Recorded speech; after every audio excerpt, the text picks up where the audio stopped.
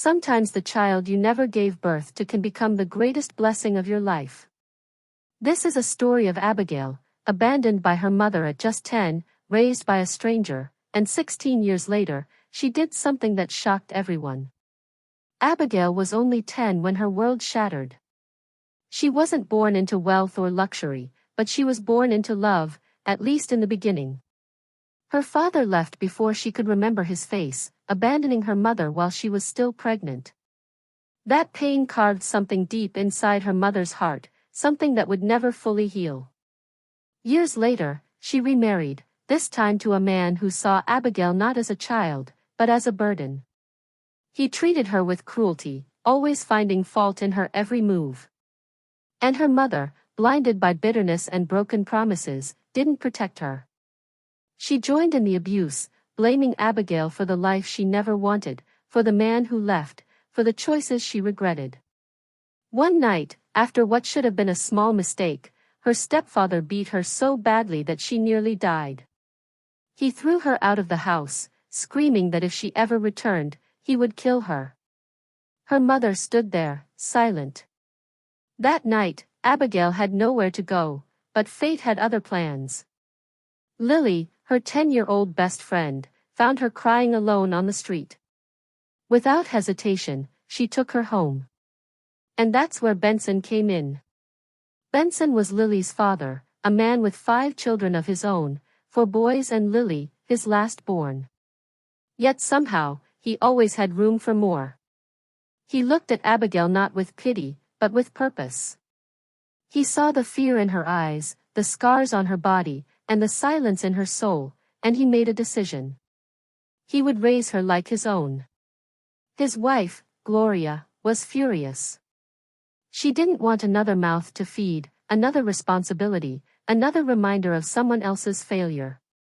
She argued, begged, even threatened to leave, but Benson stood firm. "Honey, if we send this girl back to her family and her wicked stepfather ends up killing her, do you really think God would be pleased with us? And what about our only daughter, who shares such a deep bond with her? Do you think she would ever forgive us if we abandon her best friend? This girl is not a burden to us. In fact, ever since she came into our home, we've seen nothing but blessings, progress, and breakthroughs in every area of our lives. Let's just let the poor innocent girl stay," Benson said to his wife one night. Gloria didn't answer. She just walked away, bitter and unconvinced. So Abigail stayed. At first it was awkward. Gloria avoided her, barely spoke to her. But Abigail didn't complain. She cleaned. She cooked. She kept to herself. She was grateful just to have a roof over her head, a bed to sleep in, and a family that, for now, only half accepted her. But Benson, he was different. He treated her like his daughter. Every gift he gave Lily, he gave to Abigail. Every lesson, every hug, every bedtime story, he gave equally. He taught her to dream again, to believe that her past didn't define her future. Abigail spent 3 years in that town with them, and during all that time, her own mother never came looking for her or tried to find out if she was even alive. She had completely abandoned her. Instead of showing love, she blamed the innocent, poor girl for all her problems. She blamed Abigail for everything, her failed dreams, her broken heart. In her mind, Abigail was the reason her life went wrong. But Abigail didn't know that yet. She only knew that for the first time in her life, she felt safe and loved. After 3 years, Benson moved with his family, and Abigail, to a new house in a different town, far from where they used to live. He became the father figure Abigail had never known, giving her love, care, and protection. She became like a sibling to his children, and they all lived together as one family. Gloria still struggled to accept Abigail, until one night, everything changed. She had a dream, a terrible, vivid dream. In it, disaster struck, fire, flood, ruin. And standing in the middle of it all was Abigail, saving them. Waking up shaken, Gloria visited a spiritualist. "What does it mean?" she asked. The spiritualist smiled gently.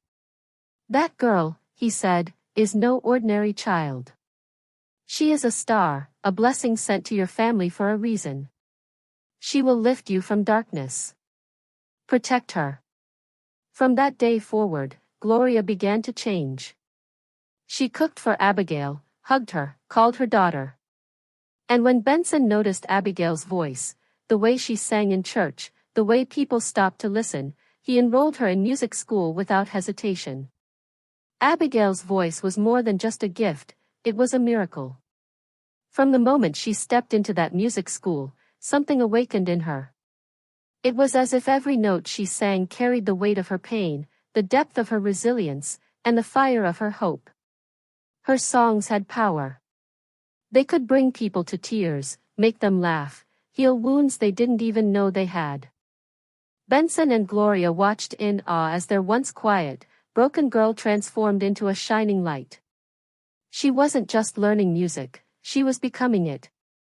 By the time she turned 19 years, Abigail had already won local competitions, performed at community events, and recorded small clips that began to spread across town. People started calling her the angel with a voice from heaven. But fame doesn't come without struggle. Even as Abigail's talent grew, so did the pressures around her. Gloria, still haunted by her early resistance to accepting Abigail, began to worry. She feared that success would change her, that the world would take her away from the family that had finally learned to love her. Benson, on the other hand, believed in her completely. If God gave her this voice, he told Gloria one night, then who are we to hold her back?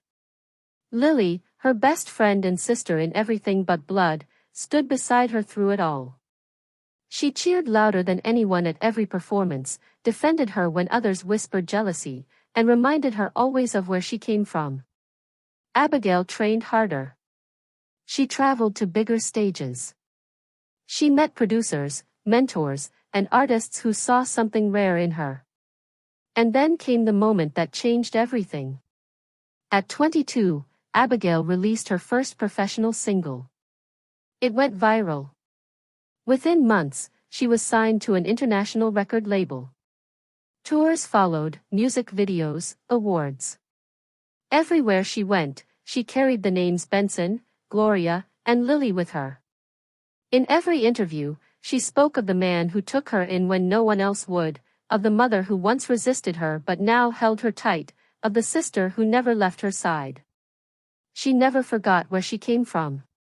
Abigail had everything the world could offer, fame, fortune, adoration, but none of it mattered if the people who made her matter didn't have the same peace she finally found. She had traveled the world, stood on the biggest stages, and sung to millions. Yet in every city, in every hotel room, one thought stayed with her: they gave me a life when I had none. So while the world waited for her next album, her next tour, or her next headline, Abigail quietly stepped away from the spotlight. She disappeared from social media, no interviews, no events, just silence. And then something unexpected happened. A small village school received a generous donation, enough to rebuild its crumbling classrooms, hire new teachers, buy books, uniforms, and even provide meals for students. Then another school. And another. Word spread quickly. Someone was building futures one child at a time. It wasn't until a local news station caught a blurry video of a familiar face walking through one of the newly built schools that the world realized it was Abigail. She had returned. Not to perform, but to give back. Not just money, but time. She visited the children. She taught music classes. She cooked with the staff. She slept in the dorms. She became more than a singer, she became a hope. Lily, her best friend, was by her side through it all. Wherever Abigail went, Lily followed.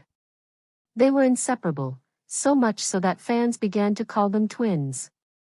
And soon enough, Abigail started introducing Lily as her twin sister. They lived together, played together, worked together, traveled the world together. And wherever they went, love followed. That night, she invited Benson, Gloria, and Lily to a private concert hall. Just them. No cameras. No audience. Only love. As they walked in, confused but smiling, Abigail stood on stage wearing a simple dress, no lights, no makeup, just her and a piano. She smiled at them and said softly, "This is for you." She began to sing, not a song from her albums, not something written by someone else. This was hers. From her heart. A song about a girl who was unwanted. A father who opened his door. A mother who learned to love. A sister who never let go. By the end of the song, there wasn't a dry eye in the room. Benson wiped tears with trembling hands. Gloria held Lily close, both overwhelmed with emotion. When Abigail finished, she walked off the stage and hugged each of them. "I don't know where I would be without you," she whispered. "So now I'm giving everything back to you, and to the world you helped me build." That night, she announced her new foundation, the Starlight Foundation, dedicated to helping abandoned and abused children find safe homes, education, and healing. She also released the song as a single. It went straight to #1, not because of fame, but because of love. Because sometimes the most powerful stories aren't about where you came from or how far you've gone, but about remembering who gave you the strength to get there, and doing the unthinkable because you never forgot what it felt like to be forgotten. Sometimes the child you never gave birth to can become the greatest blessing of your life. Love is not defined by blood but by choice. Abigail wasn't born into Benson's family, but he chose to love her, protect her, and raise her as his own. True love isn't about who is related to whom. It's about who shows up, who stays, and who cares deeply even when they don't have to. The people who choose to stay in your life matter more than those who were just born into it. Kindness has a way of returning, sometimes in the most unexpected ways. Benson opened his home to a broken girl with nothing. He didn't do it for rewards or recognition. Yet years later, Abigail became the light that lifted the entire family from struggle to success. Goodness given freely often comes back multiplied. Never underestimate the long-term impact of a single act of kindness. Your past does not determine your future. Abigail was abandoned, abused, and left with nothing. But she refused to let her past define her. With love, support, and determination, she rose above her pain and became a beacon of hope for others. This story teaches us that no matter where you come from or what you've been through, you always have the power to rewrite your story. And sometimes, the most broken souls carry the brightest light. If this story touched your heart, please like, comment, share, and subscribe to our channel. Because behind every great person is someone who believed in them when they couldn't believe in themselves. And maybe, just maybe, you can be that someone for someone else. Thank you very much for watching. Stay blessed.